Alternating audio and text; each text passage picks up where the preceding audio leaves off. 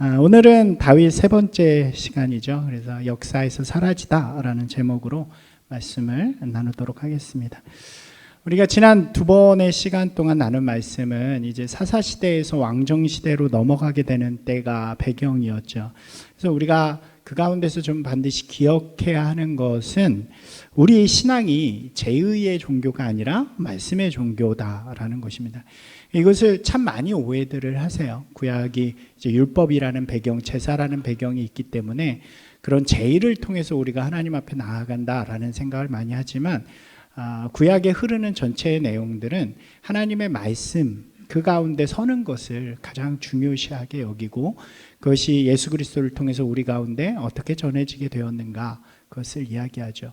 우리의 신앙은 하나님의 가치, 하나님의 뜻 가운데 그것이 담겨져 있는 말씀 가운데 서는 것, 이것이 가장 중요한 것이라고 할 수 있습니다. 제의는 그 안에 속해져 있는 것이라고 말씀을 드렸죠. 우리가 그렇게 살아갈 때 우리의 모습은 세상과는 다른 거룩함이라는 표현이죠. 세상과는 다른 거룩한 사람들이 될 수 있고 더 나아가서 세상을 거룩하게 만드는 하나님의 도구로 쓰임받게 되어진다는 것입니다. 그렇기 때문에 우리는 말씀의 사람이 되는 것이 매우 중요하다고 할 수 있겠죠. 이스라엘은 문제가 이제 가나안에 정착한 그 순간부터 우리가 말씀에서 계속 본 것처럼 그 순간부터 이 말씀을 잃어버리기 시작하죠. 하나님이 어떤 분이신지, 또 하나님이 어떤 일을 행하셨는지, 하나님의 뜻이 무엇인지 관심도 없고 또 알려고도 하지 않는 그런 시대가 되고 그때부터 이제 이 말씀이 그들을 떠나기 시작합니다. 그러다 보니까 그 말씀의 임재의 상징인 언약궤가 이스라엘로부터 떠나버리게 되는, 바벨론에 의해서 빼앗겨버리는 일이 드러나게 되고 또 이제 그 하나님의 말씀의 상징인 언약궤를 빼앗긴 이스라엘은 더 이상 자신의 거룩함을 지키지 않고 그렇게 요구하죠. 우리도 다른 나라들 같이 되겠습니다 라고 요구하는 그런 상황에 놓이게 되는 것입니다. 여기까지가 우리가 이제 본 두 번의 이야기였고요. 오늘 이야기는 이제 그 이후로 왕정이 시작되는 그 시대의 이야기입니다. 우리가 잘 아는 것처럼 이스라엘 왕국의 첫 번째 왕은 사울이라는 인물이죠. 제가 오늘 말씀의 제목을 역사에서 사라지다라고 말씀드렸는데 그 이유가 이 사울이라는 인물이 역사에서 사라져버리는 그런 하나님 나라의 역사, 신앙의 역사에서 사라져버리는 일이 발생했기 때문입니다. 사사기에 이어서 왕정시대가 시작되잖아요. 그 왕정시대를 기록한 성경이 두 개가 있습니다. 두 가지의 종류로 분류가 되는데 하나는 사무엘에서 이제 열왕기로 이어지는 그런 역사죠. 이 기록들은 사무엘상, 우리는 사무엘상, 사무엘하, 열왕기상, 열왕기하로 이렇게 네 권으로 갖고 있잖아요. 근데 고대 히브리 성경 안에서는 이것이 하나로 이렇게 뭉쳐져 있는, 그래서 사무엘과 열왕기로 이렇게 나뉘지만 이 두 개가 하나의 역사 가운데 묶여져 있는 것으로 그렇게 보게 됩니다. 나중에 우리가 보는 네 권으로 분류가 되는 거죠. 이것이 하나의 관점 가운데 기록되었다는 거예요. 하나의 한 시기에 쭉 이어서 기록이 되어진 거죠.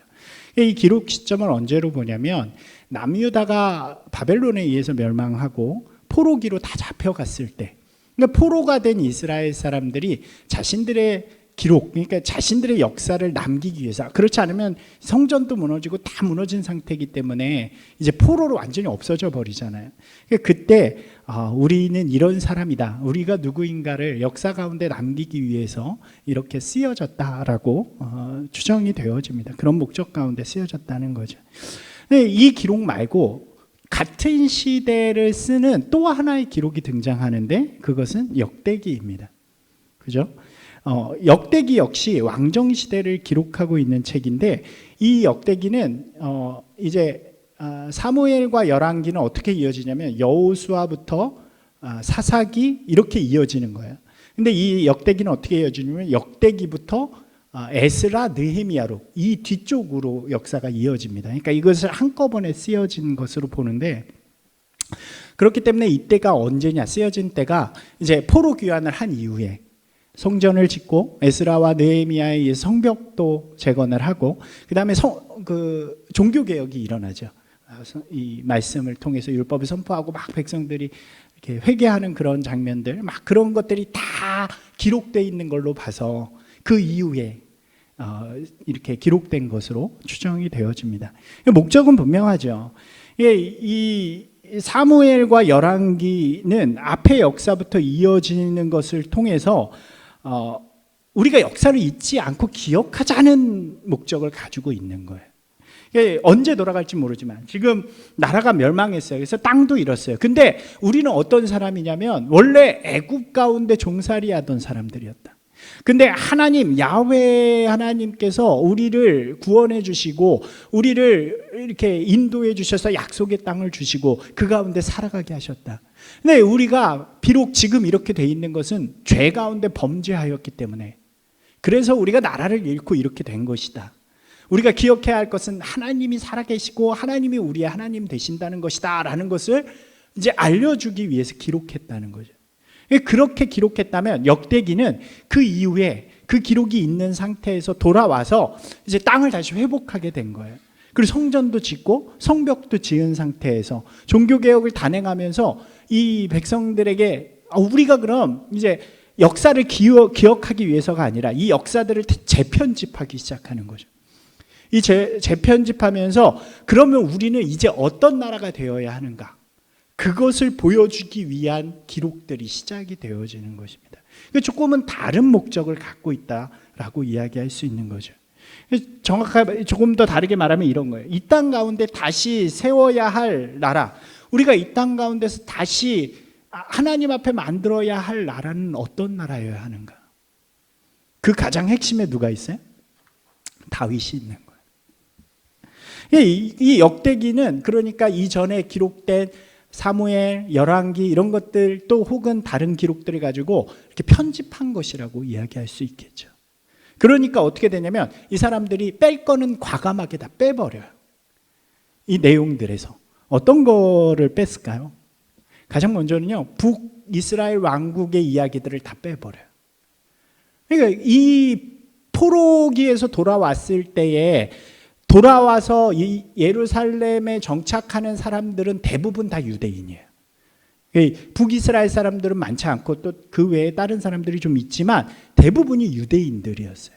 그러니까 북이스라엘의 역사는 이들이 보기에 어떤 역사냐면 실패한 역사, 하나님을 배신한 역사예요.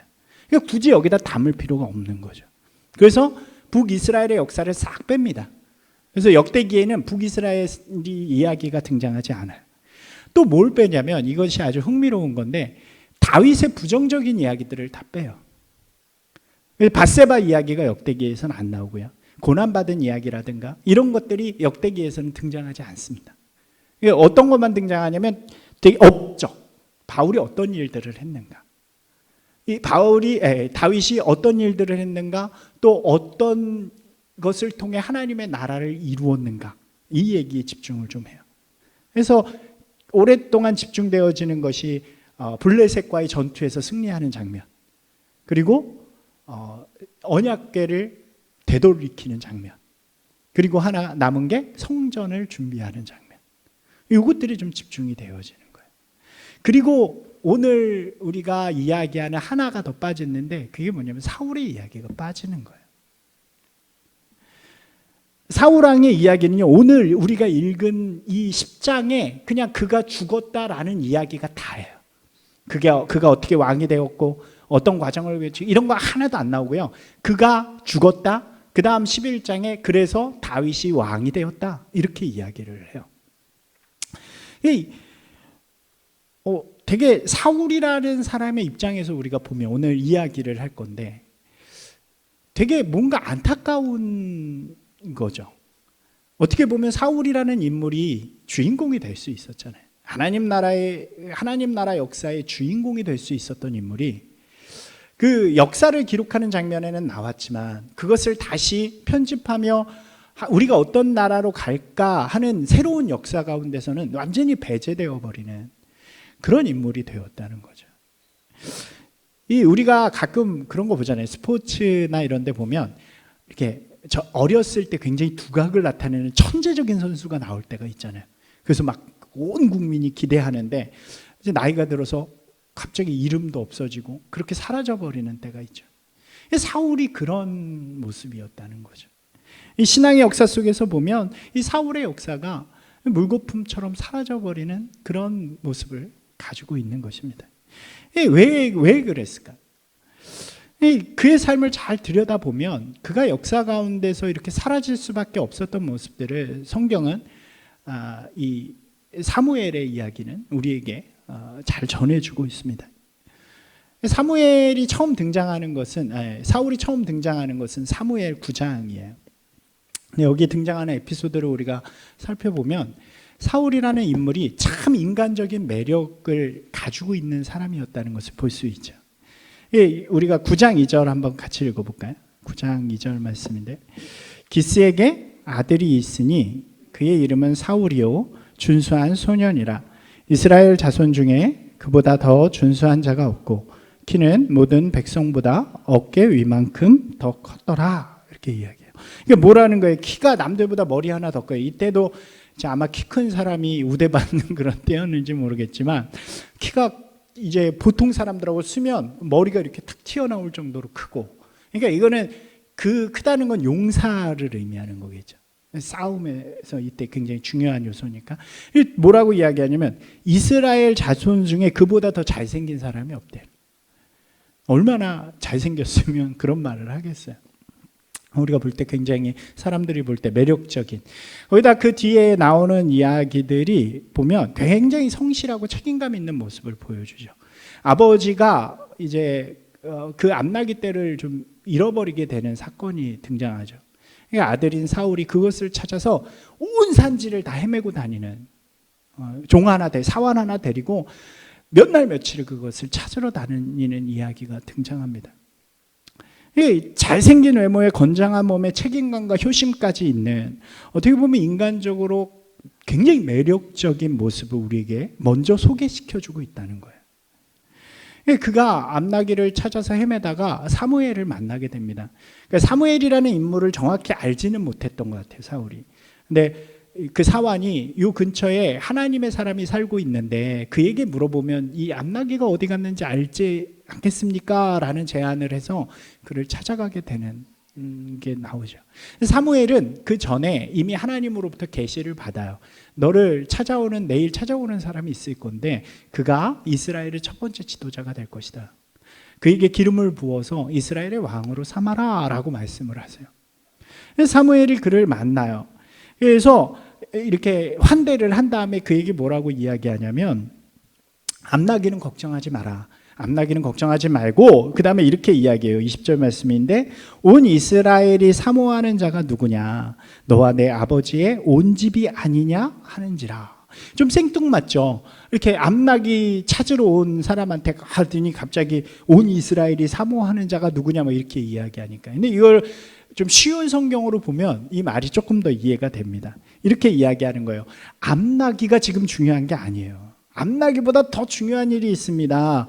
이스라엘의 모든 기대, 모든 명운이 당신과 당신 가문에 달려 있습니다 라고 이야기를 해요. 이 사울은 아버지 암나기를 찾으러 이렇게 온 건데, 선견자를 찾으러 왔는데 그 선견자가 갑자기 지금보다 더 중요한, 이 일보다 더 중요한 일이 당신에게 맡겨져 있습니다.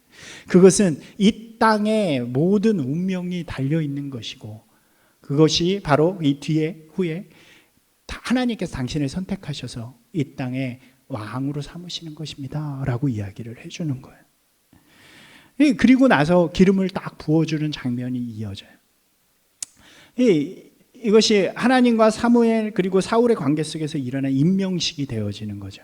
그리고 후에 이제 백성들을 모아놓고 이제 다시 왕을 뽑는 절차들이 있는데, 요거는 이제 개인적인 상황 가운데 기름을 부어서 이제 임명을 하는 장면이에요. 근데 이때 사울이 굉장히 의미심장한 말을 합니다. 이게 이제 21절 말씀이에요. 9장 21절 말씀. 같이 읽어보겠습니다. 사울이 대답하여 이르되 나는 이스라엘 지파의 가장 작은 지파 베냐민 사람이 아니니이까. 또 나의 가족은 베냐민 지파 모든 가족 중에 가장 미약하지 아니하니이까. 당신이 어찌하여 내게 이같이 말씀하시나이까? 이렇게 이야기를 하는 거예요. 사울이 무슨 지파예요?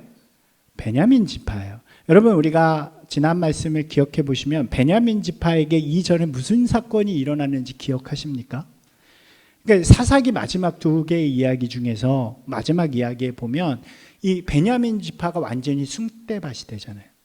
그래서 질이 멸멸해져요. 완전히 그냥 거의 생존만 되어지는, 이름만 남게 되는 일들이 일어나죠.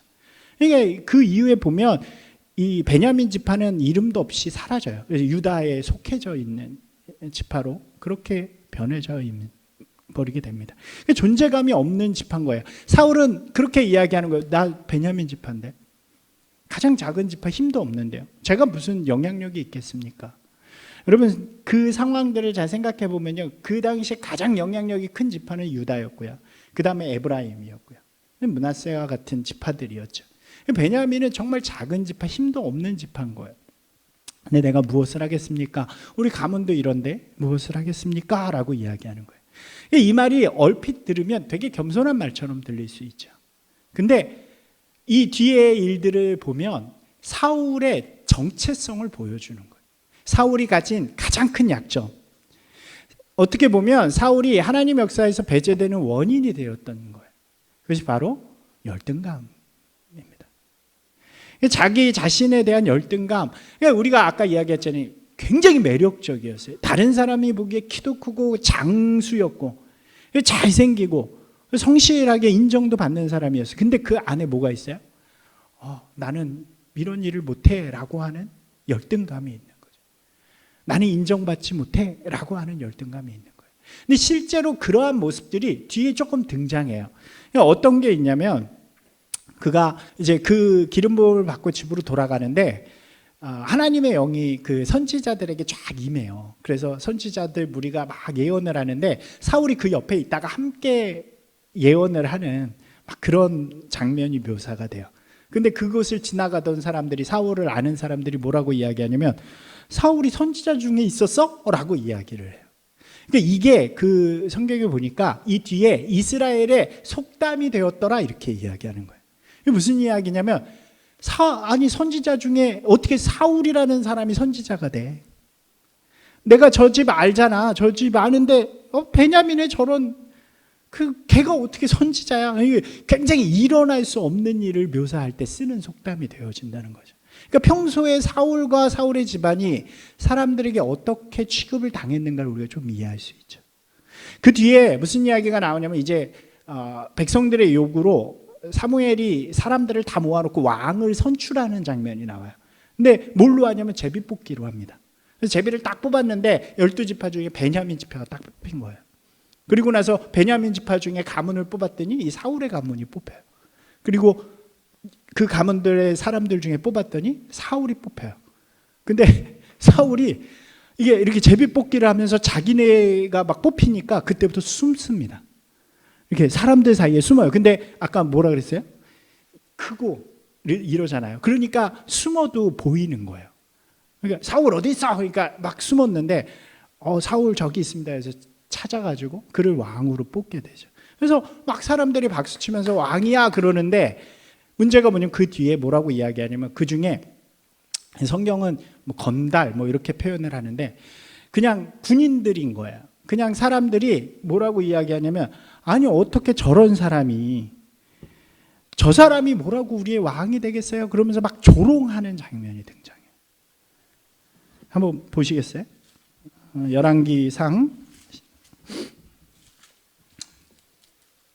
열왕기 사무엘상, 죄송합니다. 10장 27절 말씀.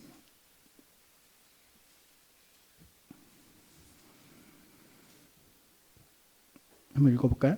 어떤 불량배는 이르되 이 사람이 어떻게 우리를 구원하겠느냐 하고 멸시하며 예물을 바치지 아니하였으나 그는 잠잠하였더라.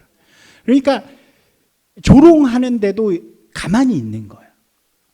어떤 마음이고 어떤 모습인지 우리가 좀 상상해 볼 수 있죠. 왕이 되었어요. 왕이 되었는데도 너무 재밌는 것은 뭐 특별한 왕궁이 있는 것도 아니고 원래 자기 집으로 돌아가서 밭을 갈고 있어요.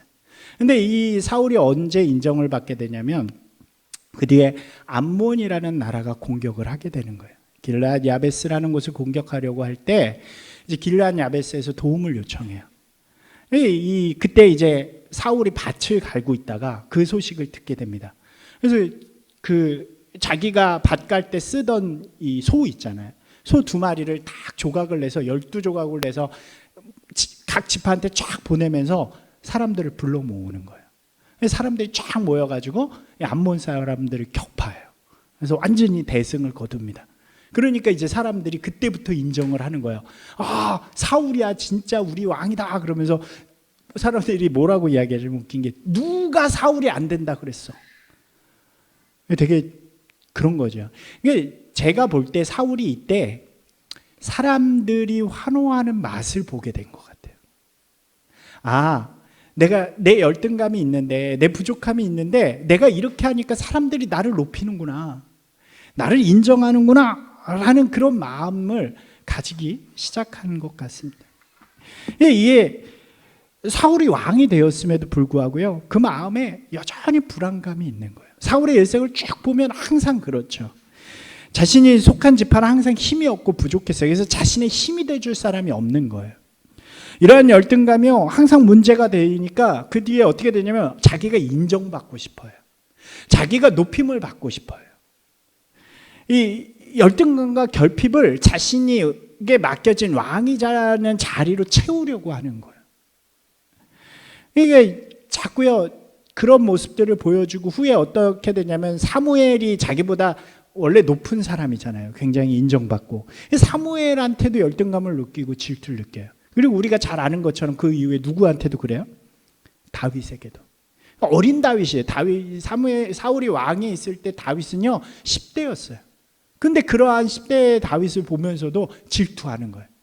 그래서 그를 죽이려고 하고 내가 그 사람보다 더 인정받길 원하고 이런 마음이 있죠. 여러분 잘 생각해 보세요. 지금 이 왕의 모습이 하나님이 원하시던 왕의 모습인가요? 이러한 열등감이요 그리고 결핍을 채우려는 욕심이 결국 그를 실패한 왕이 되도록 만드는 것입니다.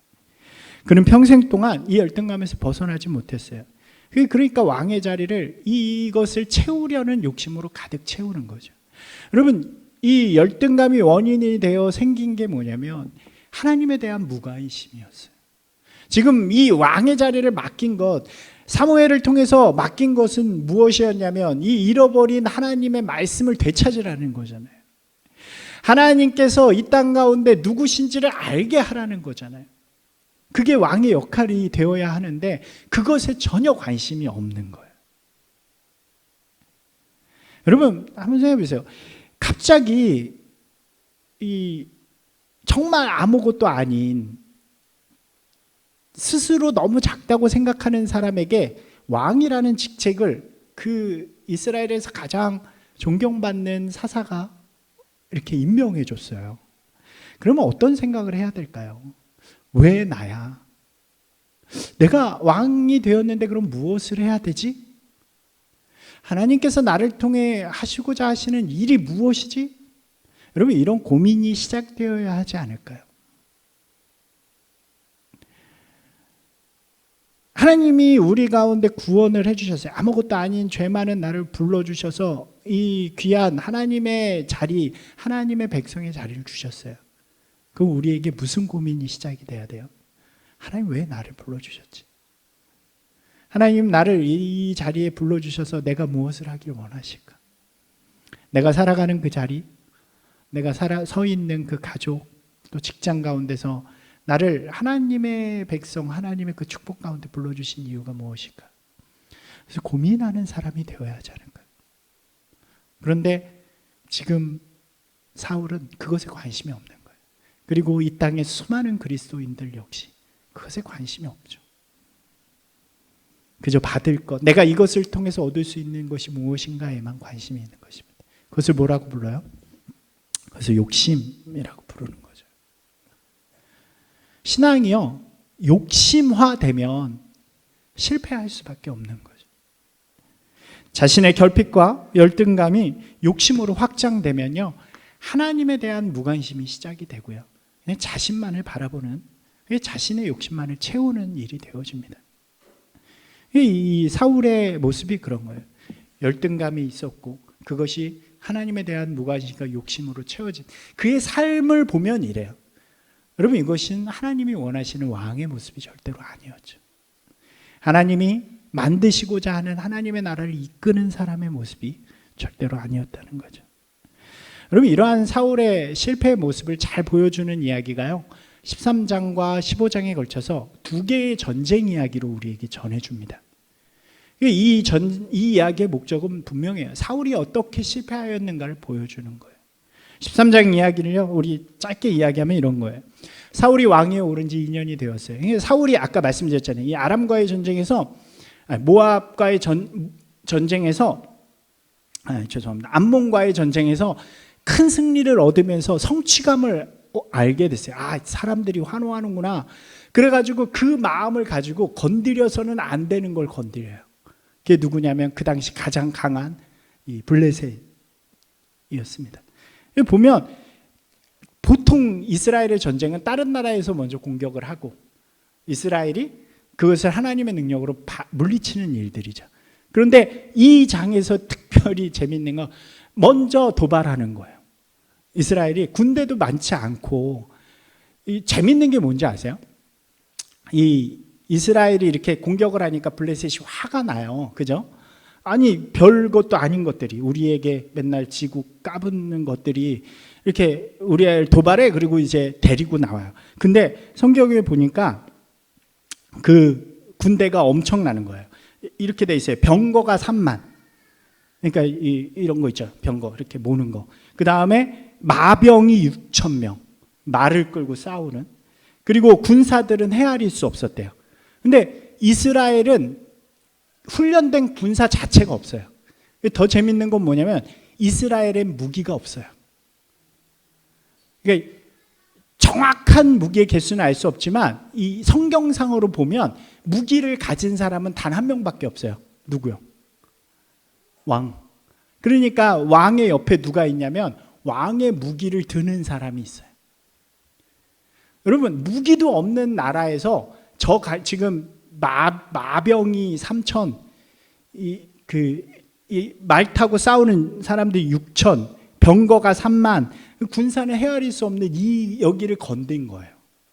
뭘 믿고 그랬을까요? 아마도 그는 자기에게 또 승리를 줄 거라고 믿었던 것 같아요. 그리고 그것이 자신의 이름을 높일 거라고 생각했던 것 같아요.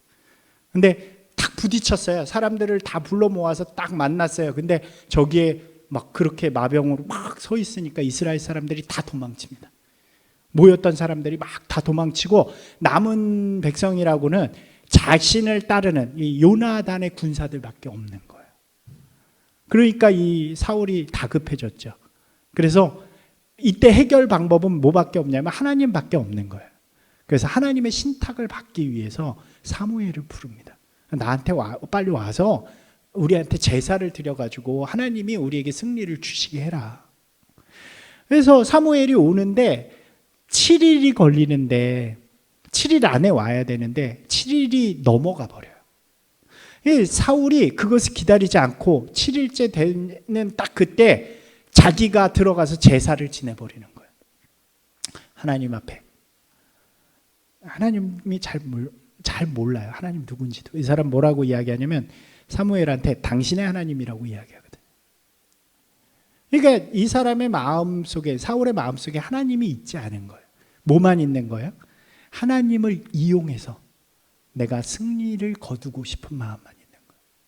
하나님을 이용해서 내가 나의 욕심을 채우는 것에만 욕심이 있는 거예요. 사울이 옵니다. 그리고 그것을 지적해요. 그리고 그에게 하나님이 당신을 떠나셨습니다. 당신의 나라, 하나님 앞에 당신이 하나님의 말씀을 지켰다면 영원히 당신의 자손들을 통해 왕이 되게 하셨겠지만 당신이 하나님을 버리셨기 때문에 하나님께서 떠나셨습니다 라고 이야기를 하고 떠나게 돼요. 15장으로 가볼게요. 그 이후에 이제 요나단의 기지로 인해서 이렇게 전쟁이 잘 마무리되었어요. 15장에서 좀 시간이 지난 후에 다시 한번 사울에게 기회를 주십니다. 하나님께서. 이번에는 사무엘을 통해서 아말렉이라는 나라를 치라고 말씀하시는 거예요. 근데 아말렉이 어떤 나라냐면 이스라엘이 애굽에서 나와서 가나안 땅으로 들어갈 때에 그들의 길을 막은 사람들이에요. 그래서 그때 그들에 대한 징계를 약속하셨어요. 그래서 이번에 사울에게 이렇게 말씀하신 거예요. 그들을 다 진멸해라. 여러분, 제가 예전에 한번 성경 공부할 때 말씀드렸죠. 이 진멸이라는 의미, 헤렘이라는 의미. 그러니까 다 죽여야 되는 거예요. 동물도 가축도 사람도 다 죽여야 되는 거예요. 그 헤렘을 선포를 하세요. 근데 이제 사울이 그 명령을 듣고 그들을 공격합니다. 그래서 승리를 해요. 대승을 해요. 하나님께서 약속하신 승리이기 때문에 이기게 되죠. 그런데 사울이 갑자기 이상한 행동을 하는 거예요. 사울이 그 아말렉의 왕을 죽이지 않아요. 그를 데리고 포로로 데리고 갑니다. 왜 그랬을까요? 제가 가만히 생각해 봤어요. 왜 그랬을까? 그냥 가는 것보다 포로로 탁 잡아가지고 마차에 이런 거 탁 하나 잡아서 이렇게 가면 얼마나 멋있어요. 자기의 어떤 그런 것, 승리의 그런 것을 가지기 위해서 하지 않았을까라는 생각이 들어요. 그 다음에 또 뭘 하냐면 동물들을 다 죽이라는 거예요. 그 의미는 뭔지 말씀드렸죠. 이 승리가 누구 거라는 거예요? 하나님이 하셨다라는 것을 이야기한다고 그랬잖아요. 근데 이렇게 봐가지고 별로 안 좋은 거는 죽이고요. 굉장히 좋은 것들은 다 살려둡니다. 그래서 다 끌고 가요. 이 이야기를 하나님이 사무엘에게 하시는 거예요. 야, 이게 어쩐 일이냐. 내가 사울을 왕 삼은 거 너무 후회한다 라고 이야기하세요. 이게 사무엘이 거기로 가요. 막 가니까 이미 그곳에서 떠나요. 그래가지고 사울이 있는 곳을 찾아서 쭉쭉 가게 됩니다. 근데 갈멜이라는 곳에서 이미 이 사울이 이 기념비를 세워요. 승전에 대한 기념비. 근데 이 기념비를 누구 이름으로 세웠을까요? 자기 이름으로 세우는 거예요. 내가 여기서 이렇게 승리를 했어. 그러고 이미 그곳을 떠났어요. 그래서 길갈까지 쫓아가서 이제 사무엘이 사울에게 책망을 하는 거예요. 어찌하여 그렇게 하셨습니까? 하나님께서 이렇게 말씀하시지 않으셨습니까? 다 진멸하라고 하지 않으셨습니까? 왜 그러셨습니까? 그랬더니 사울이 변명을 하는 거예요. 그때부터. 그게 이러고 해서 그렇고요. 좋은 거 남겨둔 거는요, 실제로는 하나님한테 제사 드리려고 남겨둔 거예요. 당신의 하나님한테요, 더 좋은 거 드리려고 남겨둔 거니까 너무 뭐라 그러지 마세요. 막 이렇게 이야기하는 거예요. 그때 이 사무엘이 되게 멋있는 유명한 말을 하는 거죠. 하나님은요, 제사를 원하지 않으세요. 하나님은 순종을 원하는 분이세요. 하나님은 그의 말씀에 순종하는 자의 제사를 받으시지, 아무리 좋은 것, 아무리 향기 나는 것으로 드려도 그것을 좋아하고 환영하는 분이 아니세요. 그러면서 이야기해요. 하나님께서 당신을 완전히 버리셨어요. 당신은 하나님의 역사에서 이제 제외된 사람이 되었어요.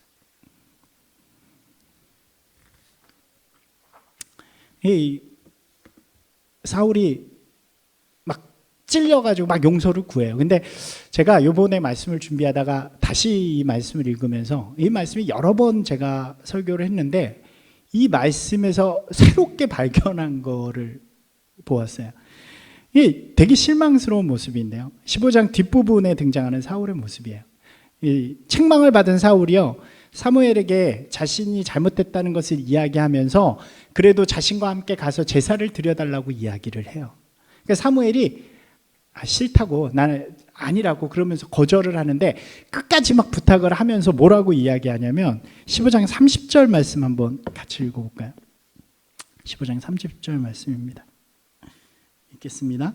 사울이 이르되 내가 범죄하였을지라도 이제 청하옵니다. 나니 내 백성의 장로들 앞과 이스라엘 앞에서 나를 높이사 나와 함께 돌아가서 내가 당신의 하나님 여호와께 경배하게 하소서 하더라. 여러분, 이게 무슨 의미냐면요, 이런 말이에요. 내가 잘못한 거 알았으니까요, 이제 좀 책망은 그만해 주고요, 나 가면 왕으로서 백성들과 사람들 앞에서 이렇게 승리를 이렇게 높여야 되니까 당신이 사사이고 인정받는 당신이 나와 함께 가서 날 좀 이렇게 높여주세요 이러는 거예요. 제가 이 말씀을 보고 앞에 있었던 말씀을 다시 봤어요. 여러분, 사울은요 절대로 회개하지 않은 거예요. 절대 책망을 받으면서 내가 잘못했어요 라고 말하지만 내가 뭘 잘못했어? 나는 하나님 말씀대로 다 했는데 당신의 하나님이 나한테 이거 시켰잖아. 그러니까 나하고 가가지고 나 다시 사람들한테 칭송받게 당신이 같이 가줘. 옆에서 박수 쳐줘. 이렇게 이야기하고 있는 거예요. 여러분, 사울은요 사무엘의 하나님께 관심이 없는 거예요. 그 능력, 그가 가진 힘, 그것을 통해서 자신을 높이고 자신의 결핍을 채우는 것에서만 관심을 두고 있는 거죠. 여러분, 이 성경은 이 짧은 두 가지의 전쟁의 이야기를 통해서요 사울이 왜 하나님의 역사로부터 배제될 수밖에 없었는가를 우리에게 분명하게 보여주고 있는 것입니다. 사울이 다윗과 다른 결정적인 점이 이것이죠. 그의 관심이 무엇에 있느냐, 그의 시선이 무엇에 있느냐. 그는 하나님의 나라를 이끌어가는 왕이라는 사명을 받았지만요 하나님께 대해서 전혀 관심이 없었어요. 말씀에 전혀 순종하지 않았어요. 그저 자신의 열등감으로 인해 가진 결핍을 그 맡겨주신 것으로 채우고 가지는 욕심으로 가득한 사람이었죠. 인정받고 누리고 가지는 것, 그리고 욕심을 채우는 그런 사람이었습니다. 그럼 그런 모습으로는요 절대로 이스라엘의 왕이 될 수 없죠. 여러분, 다윗도 마찬가지였어요. 다윗에게 수많은 결핍이 있잖아요. 수많은 열등감의 요소들이 있었어요. 그러나 그는요 결코 하나님이 주신 그 능력으로 그것을 채우려 하지 않습니다. 신앙 가운데 그 결핍과 열등감을 치유했어요. 그가 이렇게 고백하잖아요. 제가 오늘 예배 시작할 때 읽었던 다윗의 시편 16편에 보면 오직 하나님만으로 나는 만족합니다. 세상에 어떤 것들, 세상에 어떤 어려움들, 환경들이 있을지라도 나는 하나님으로 만족합니다. 이 모든 열등감 가운데 하나님이 나의 하나님 되신다는 것에 충분히 다 만족을 누리는 사람입니다. 그렇게 이야기를. 그러니까 그 뒤로부터 무엇을 바라보냐면 하나님의 능력을 통해 이 땅 가운데 원하시는 일들을 바라보기 시작하는 거죠. 예수님께서 이렇게 말씀하시는 거예요. 너희는 먼저 그의 나라와 그의 의를 구하라. 왕의 역사 속에서 사울이 사라질 수밖에 없었던 이유는 바로 그가 자신의 나라, 자신의 이익을 구하는 자였기 때문이라는 거죠. 사랑하는 여러분, 이 말씀이요 오늘 우리의 마음에 좀 잘 새겨지기를 소망합니다. 여러분은 여러분의 신앙을 통해서 여러분에게 어떤 일이 일어나기를 원하고 계시나요? 내게 좋은 일이 일어나고 내가 원하는 일들이 이루어지고 또 내게 행운이 있기를 원하십니까? 신앙으로 인해서요 하나님의 능력이 내 삶 가운데 임해서 내가 투자한 주식이 오르고 내가 승진하고 내가 높아지고 뭐 그런 것들을 하나님의 복이라고 부르고 있지는 않은가요? 여러분, 그것은요 신앙이 아니라 신앙을 빙자한 우리의 욕심이라는 거예요. 하나님 그런 것들을 채워주시는 분이 아닙니다. 하나님은 이미 우리에게 충분한 복이 되어주셨어요. 우리의 환경이 어떻든 우리의 자리가 어떻든 그것에 감사하고 하나님이 나를 불러주신 그 소명 가운데 우리가 하나님 앞에 집중할 때, 먼저 그의 나라와 그의 뜻을 바라보는 사람이 될 때 하나님께서는 가장 좋은 것으로 우리 우편의 즐거움이 되어주시고 우리의 길에 영원한 기쁨이 되어주시는 거죠. 신앙은요 나만을 바라보던 눈이 이제 눈을 들어서 그 앞에 가리워진 것들을 깨서 하나님의 나라를 바라보는 것입니다. 나의 욕심을 추구하던 마음이 하나님의 기대를 소망하는 것으로 변화되어지는 것이죠. 나를 통해 하시고자 하는 일들을 바라보는 것이고 하나님의 뜻이 나의 삶 속에 이루어지도록 우리의 모습을 헌신하는 것이 바로 신앙이 되어지는 것입니다. 그리고 그러한 신앙을 통해 그렇게 살아가는 성도들을 통해서요, 하나님의 역사는 쓰여지고 있는 것입니다. 이 사울과 같은 욕심으로 가득 찬 신앙은요, 결국 그 역사 속에서 사라졌어요. 이 역대기를 읽으면서 우리가 느낄 수 있는 거죠. 뿐만 아니라 신앙의 이야기들 속에서 그런 이름들이 참 많이 등장을 해요. 신앙의 역사는요, 그들에게 더 이상 관심을 두지 않습니다. 사랑하는 여러분, 주님 앞에요, 우리의 신앙을 좀 다시 세워가는 분들이 되시기를 바랍니다. 우리의 신앙의 이야기가 하나님 나라의 역사에 그것을 이어가는 아름다운 한편, 또 한편, 또 한편. 그래서 양종석 편, 또 누구 편, 이렇게 남는 그 아름다운 이야기들이 묶여서 하나님 나라의 역사를 이어가는 그런 놀라운 역사들이, 놀라운 이야기들이 저와 여러분 가운데 가득 넘치기를 주님의 이름으로 축원합니다.